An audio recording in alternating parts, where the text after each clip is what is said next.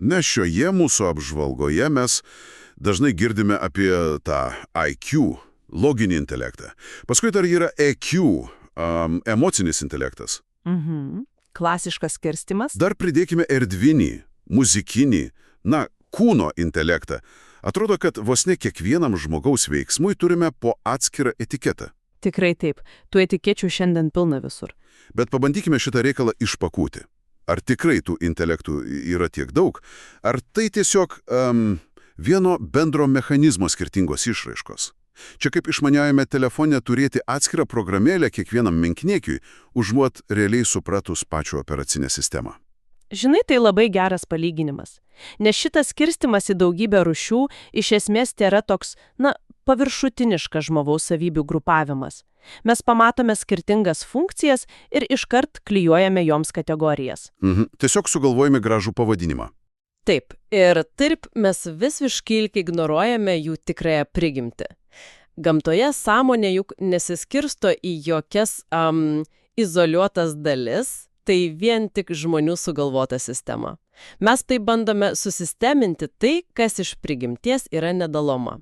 Palauk, bet man sunku tuo patikėti. Kaip, pavyzdžiui, loginis mąstymas, kurį mes ten naudojame, kurdami strategijas. Jo.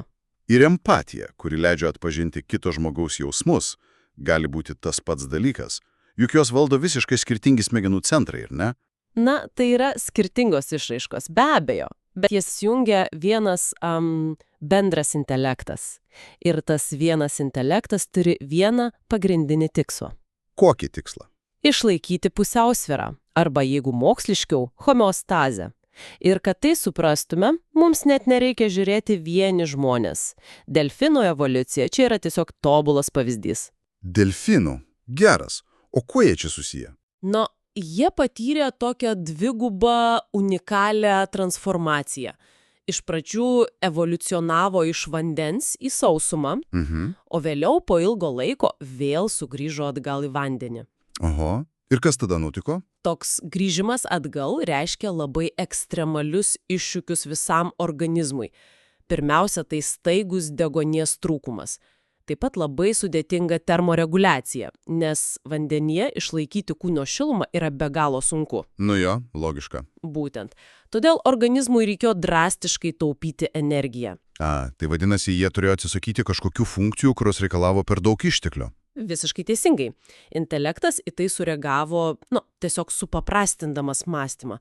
Sumažėjo neuronų kiekis, netgi smegenų gebėjimas kurti naujus neuronus buvo minimalizuotas. Rimtai. Taip. Jie net visiškai prarado uoslę.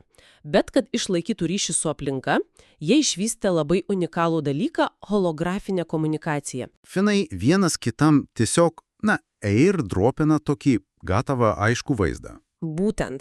Tas mechanizmas veikia labai panašiai. Perduoti ir priimti vieną tokį išsamų, erdvinį vaizdą reikalauja kur kas mažiau kognityvinių resursų. Nei ten analizuoti visą tą ilgą linijinę kalbą. Taip. Tai puikus pavyzdys, kaip intelektas prisitaiko. Pasikeičia aplinka ir tas biologinis mechanizmas randa taupiausią būdą išlaikyti pusiausvyrą. Delfinų mąstymas netapo prastesnis. Jis tiesiog pritaikytas absoliučiam energijos taupimui. Tai iš esmės intelektas net nuo pačių ląstelių lygmens daro tik vieną darbą – mažina chaosą. Tikrai taip. Mažina chaosą ir palaiko pusiausvyrą organizme. Viskas. Tada visa mūsų ta intelekto samprata visiškai apsiverčia aukštyn kojoms. Mesgi galvojame, kad loginis intelektas skirtas ten, kurti genialus išradimus, rašyti knygas. Mes taip mėgstame galvoti apie save, bet iš tikrųjų biologinė funkcija yra aplinkos sistematizavimas, kad mūsų kasdienybėje būtų tiesiog kuo mažiau chaoso. Tas pats liečia ir emocinį intelektą. O kaip su juo? Nes juk visur sakoma, kad emocinis intelektas leidžia mums patirti visas tas emocijas labai giliai. Tai čia labai populiarus mitas. Mes manome, kad turime išgyventi visas įmanomas emocijų aukštumas ir žemumas, bet evoliucijos tikslas yra visiškai priešingas. Koks tada? Išmokti sumažinti tą emocinį foną iki kuo neutralesnio lygio. Nes ramesnėse emocijose kūno fiziologija, išnaudoja mažiau energijos ir patiria kur kas mažiau streso. Geras. Vadinasi, galutinis to žmogaus intelekto tikslas visiškai nėra kažkokie maksimalūs pasiekimai ar genialumas. Tikrai ne. Tai tiesiog elementarus ramybės siekimas ir streso mažinimas. Visiškai teisingai. Mes tiesiog norime ramybės. Žinai, tai suvokus darosi netgi šiek tiek juokinga stebėti šiuolaikinę rinką. Nuolat atsiranda vis naujos tų intelektų rūšis. Pavyzdžiui, dabar visur matau tą dvasinį intelektą arba SQ. Oi, taip, šitas dabar ant bangos. Jo, tas marketingas žiauriai populiarus. Teigiama, kad jis ten neva išmatuoja žmogaus dvasinį lygį ar kažką panašaus. Tai yra pats tikriausias komercinis bandymas sukurti naujas kategorijas ten, kur jų iš tikrųjų nėra. Tiesiog etiketė iš oro. Būtent. Dvasinis intelektas yra dar viena visiškai nepagrįsta, netgi gamtos dėsnėms prieštaraujanti etiketė.